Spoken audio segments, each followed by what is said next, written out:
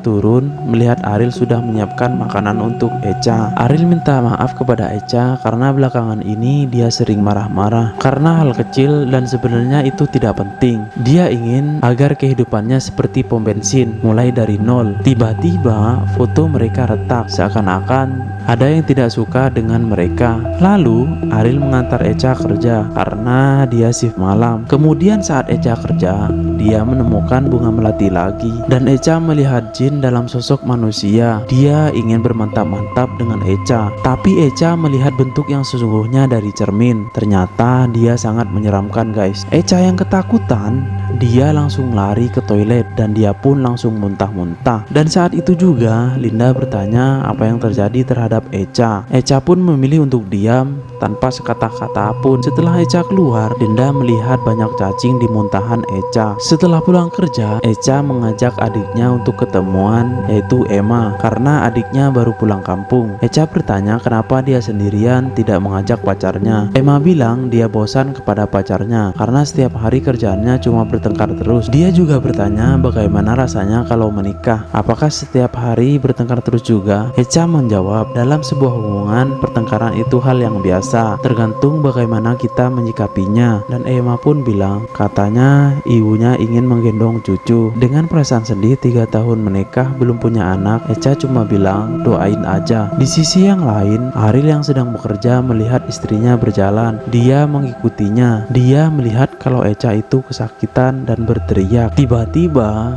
dia melahirkan seekor bayi iblis yang ingin menerkamnya. Dia pun lari ketakutan dan bertemu Restu. Restu pun heran dan memastikan apa yang terjadi. Ternyata tidak ada apa-apa. Semua kejadian itu menjadi beban pikiran Ariel, tapi dia tidak menceritakan kepada Echa. Dia lebih memilih memendamnya. Ketika tidur pun, Ariel tidak mau menyentuh Echa karena dia terbayang-bayang dengan kejadian di tempat kerjanya. Kemudian di pagi hari, Ariel dan Echa pergi ke tempat tukang urut karena akhir-akhir ini Echa sering mual-mual. Mereka pikir Echa itu masuk angin, tapi pas tukang urut mengecek perutnya, ternyata Echa itu hamil sudah 3 bulan. Dengan perasaan senang, Echa memberitahukan teman kerjanya kalau dia hamil. Banyak dari mereka memberi selamat, tapi tidak dengan Linda karena dia rasa ada yang janggal dengan kehamilan Echa. Ketika Echa di toilet, Linda memastikan kehamilan Echa. Dia pun membenarkan dia sudah hamil 3 bulan. Linda bilang ada kejanggalan dengan kehamilan Echa karena baru semalam Echa bercocok tanam dengan suaminya, dia langsung hamil. Dia bilang seperti ada masalah mistis. Echa dengan kesal tidak percaya dan dia bilang sebagai teman seharusnya dia senang